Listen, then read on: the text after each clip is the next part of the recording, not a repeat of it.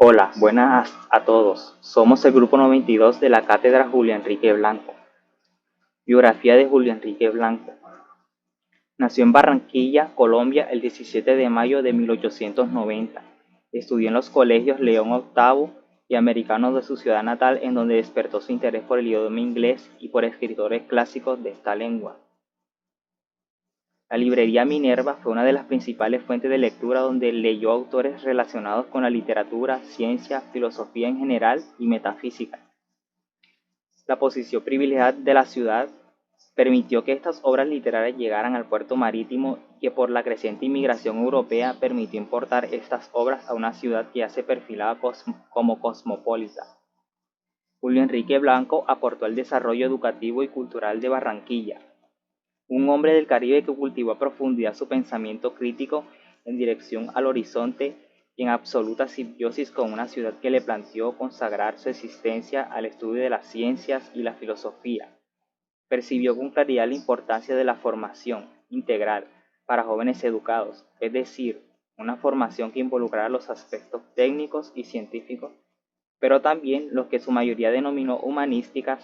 Esto ayudó a la gestación y el empeño por la educación pública como requisito de mayoría de edad del pueblo costeño. El pensamiento filosófico de Blanco se puede clasificar en 4 periodos, de 1910 a 1925, que se relacionan con sus estudios autodidácticos y sus contribuciones a la revista Voces; uno segundo, que va de 1925 a 1945, donde se relaciona con viajes a Europa y propone un pensamiento de Husserl; de 1945 a 1975, que está relacionado con su metafísica de la inteligencia; y de 1975 hasta su muerte, donde encontramos la inteligencia, donde se enmarca más que todo por el contacto con una generación más joven. Hacia una Barranquilla alejandrina por Julio Enrique Blanco. Contextualización. Hacia una Barranquilla alejandrina fue publicada por primera vez en marzo de 1944 en la extinta revista del Museo del Atlántico. Este célebre manifiesto se detalla en modo breve y sucinto las condiciones y medios que hacen de Barranquilla una ciudad con criterio suficiente para llegar a ser el epicentro del desarrollo económico, industrial y cultural, no solo en términos de región y nación, sino como enclave de un proceso de avance integral. Algunas conclusiones que podemos sacar de este escrito es que el 7 de abril de 1813, dentro de su conmemoración, el documento del que hemos hecho hincapié aparece referenciado en el diario El Heraldo por recomendación del filósofo José Gabriel Coley, quien lo recibe a manos de un allegado de Julio Blanco, como lo es el filósofo Julio Núñez Madachi, el cual fue responsable de recuperar, ordenar y comentar buena parte de la obra filosófica del pensador barranquillero. Como frase final, Julio Enrique Blanco decía que quien hoy anda por las calles de Barranquilla, siempre luminosas, comienza a advertir ya en medio de la actividad diaria del comercio y de la industria, la inquietud persistente del estudio y de la cultura. Se percibe sobre todo en la juventud un espíritu que se esfuerza por sobresalir y dominar por encima de la mera materialidad de la existencia. La utilidad pedagógica de la filosofía, es un libro escrito por Julio Enrique Blanco, donde expresa el valioso tesoro que es la filosofía para nosotros los estudiantes, debido a que es de gran utilidad a la pedagogía. En él nos explica esta estrecha relación y cómo ambas nos aportan herramientas para nuestro proceso en la educación. Según Julio Enrique Blanco, la filosofía es cúmulo de sabiduría y se presenta entonces como el foco mismo de la inteligencia suprema del hombre. Y la base de todas estas ideas fueron 2 proposiciones que resalta en su escrito y son las que mencionaré a continuación. La primera de estas proposiciones es que teóricamente la filosofía sirve para enseñar en qué consiste el conocimiento real y positivo de las cosas, y la segunda proposición es que prácticamente la filosofía sirve para conducir a la realización o logro del objeto que tiene la existencia humanística.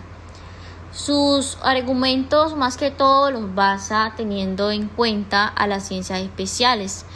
Detalla explícitamente la utilidad de la pedagogía en la filología, en las matemáticas, en la cosmología, física, química, psicología, en la biología y en la historiología.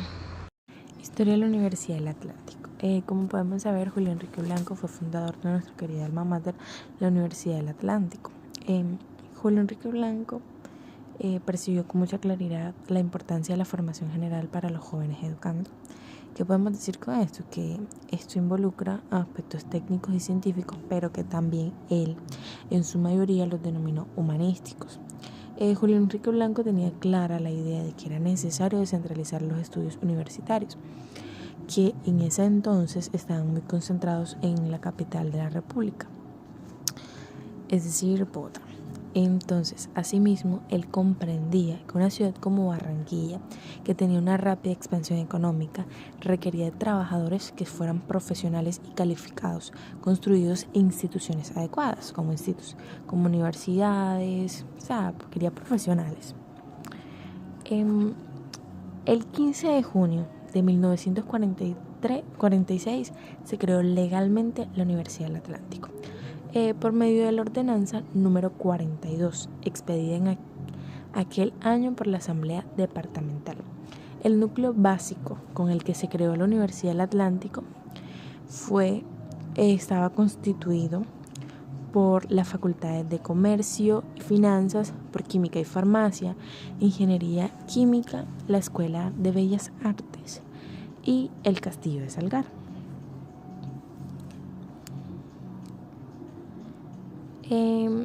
La Escuela de Bellas Artes, primero que todo, se concibió como inicio de una futura facultad de humanidades. Julio Enrique Blanco impulsó esta iniciativa y la rectoría del museo de la universidad comenzó a parar allí. La universidad se fundó en un contexto socioeconómico y cultural particular, gracias a líderes intelectuales como Blanco, Rafael Tovar, Ariza y Fernando Cepeda y Roca.